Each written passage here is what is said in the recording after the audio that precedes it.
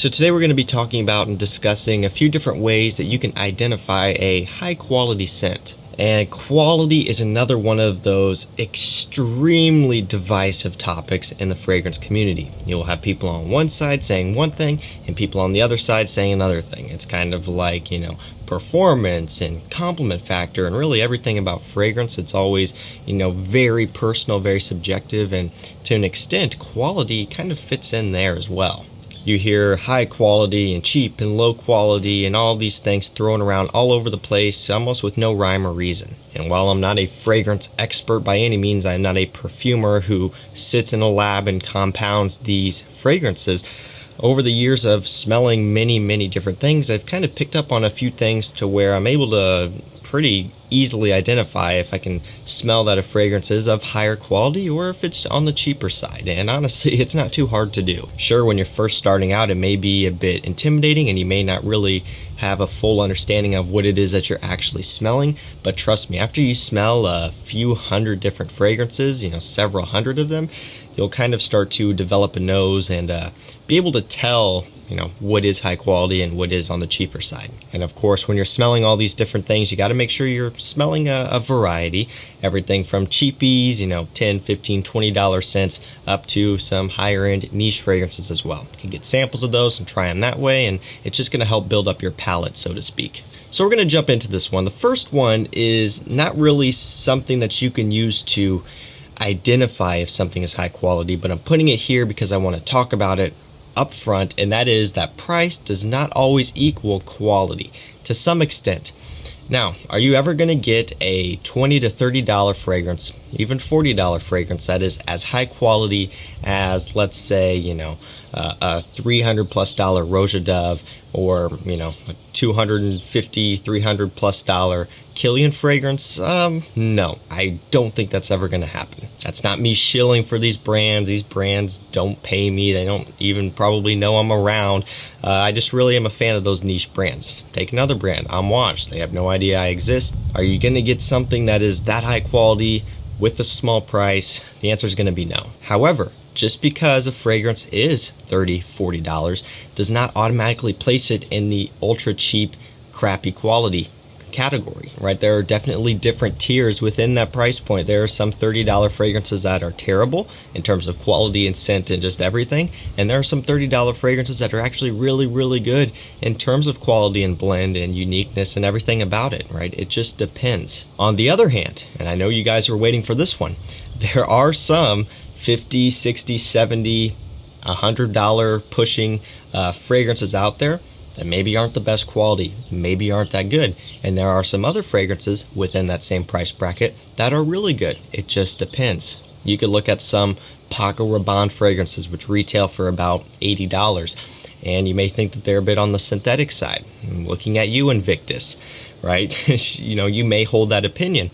On the other hand, people may think that, it's not synthetic, it's just really strong and it's a really good scent. And there's always going to be that opinion. A lot of people would agree, though, that it is going to be a bit more on the synthetic side because they are trying to please the masses. And that's just kind of how it goes. That doesn't necessarily mean that it's a bad fragrance just because maybe the quality is lacking. That's just how it's developed because that's how it works. That's how it has beast mode performance. That's how it gets all the compliments, right? There's just a lot of gray areas when talking about this topic. But hopefully that cleared some things up here. Basically, my point behind that whole rant is price does not always equal quality. $20, $30 fragrances that suck. There are $20, $30 fragrances that are great.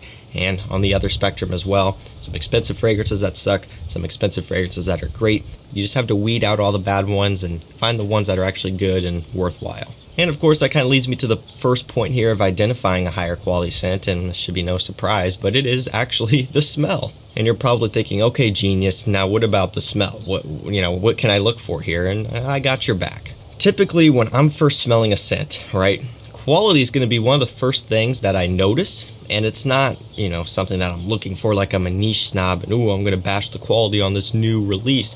That's not how it works. It's just over time, you will start to naturally pick up on it. When I first smell a scent, my main thought is the scent. What does this smell like? What does it smell similar to? What notes am I picking up on? But you'll find that the quality kind of introduces itself almost immediately. So for me personally, what I'm looking for and what kind of sticks out to me as a red flag is if it's a bit harsh, if it's a bit rough, right?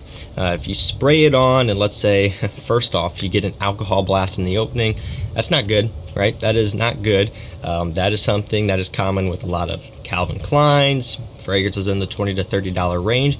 You're going to get an alcohol blast in the opening. That's just kind of how those are. It will dissipate. You just got to give it a minute or so and it'll go away and then you're fully into the actual scent. But yeah, that's common among cheaper fragrances is the alcohol blast. If you get that, you're basically going to know kind of what tier that the quality of that scent falls into. Next up, kind of talking about the harshness here and the roughness. When you smell it, does it smell like the notes are kind of sticking out in a way? Does it smell like they're kind of jagged? Like if you were to look at fragrance as a line, is it almost kind of, like that, just kind of rough? Feels like everything isn't quite sat in its own place and isn't really blended in. If so, that could, not always, but that could be a sign that the composition overall, the quality of notes is a bit on the lower side. And you may not have any idea what I'm talking about here, but trust me, you will understand when you go out and you smell some high-end designers, some high-end niche fragrances, and then you turn around and you go smell some lower-level fragrances. You're going to notice the difference immediately. Things that are of higher quality are smooth from opening to dry down. The notes blend together perfectly. You can still pick up on the different notes. You can pick up on, oh, that's a bergamot, that's a grapefruit, that's a patchouli, that's an oud, but they're smooth. It's almost just like a flat line. Everything has just been leveled off and it's smooth. So when you smell these scents, kind of look for that. Is it nice and smooth and well-rounded? Is everything blending together good? Or are there some notes that are fighting for the surface?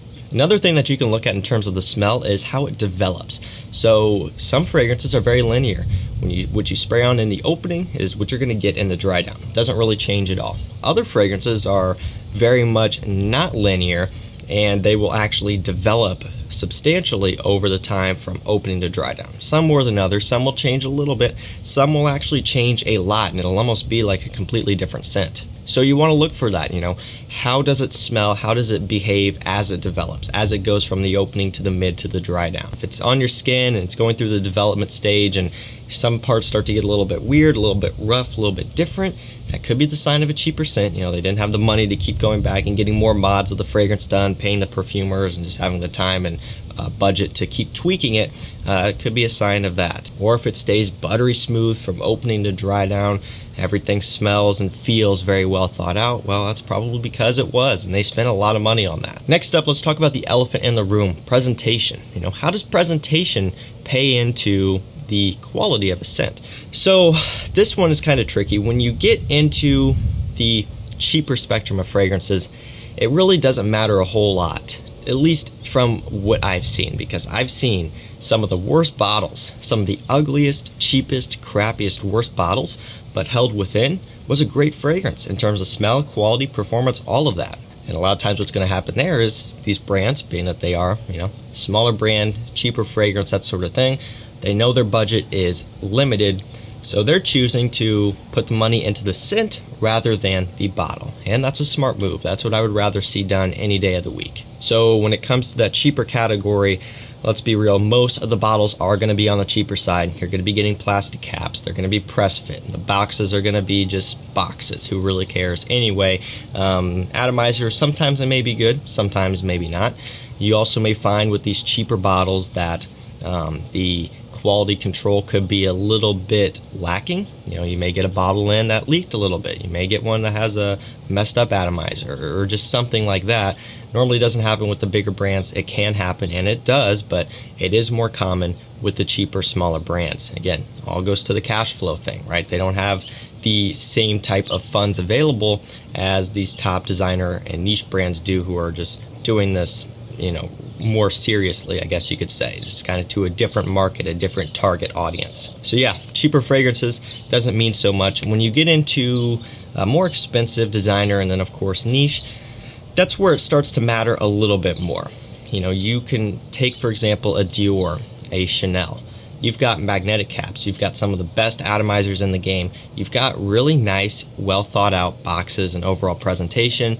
The gradients on the bottles are smooth. Everything about them works great. And again, either you have a magnetic cap or a nice click-in cap, so the cap isn't just going to be falling off your bottle, right? Those are some things you can look at, and well, guess what?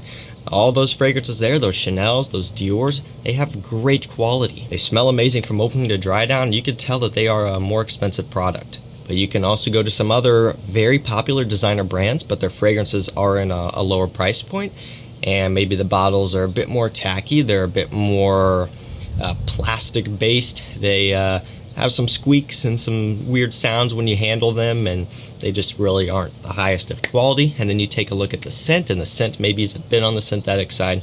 Again, nothing wrong with the synthetic fragrance, but that's just kind of how it goes. That kind of speaks for itself right there. So yeah, I would say it matters less on the cheapies and more so on the more expensive, higher level scents. And same goes with niche as well. You know, there are some niche brands who seem to really kind of not focus so much on presentation, and for me, niche brand is all about the presentation to an extent. I mean, obviously I want the high quality scent as well, but you know, when you're paying that amount of money, you expect to get a nice presentation. I don't keep my boxes.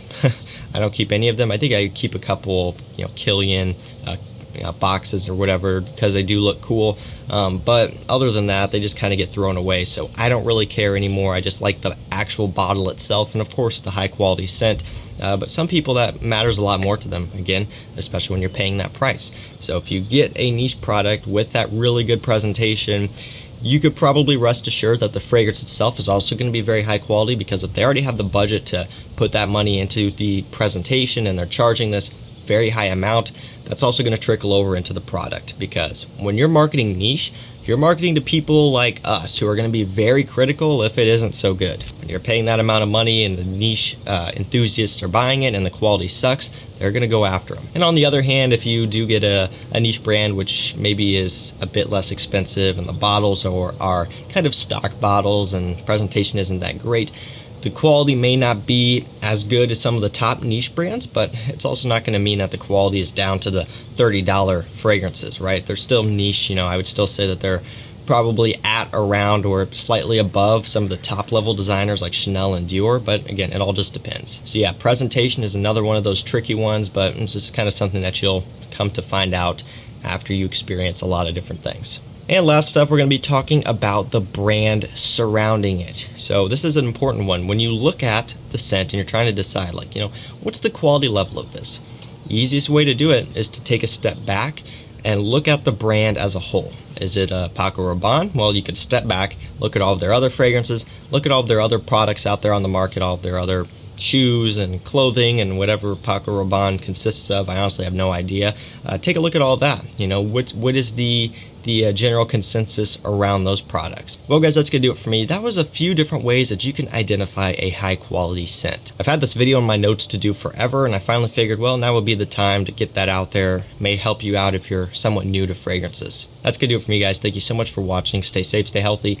We'll see you tomorrow with another one. Take care.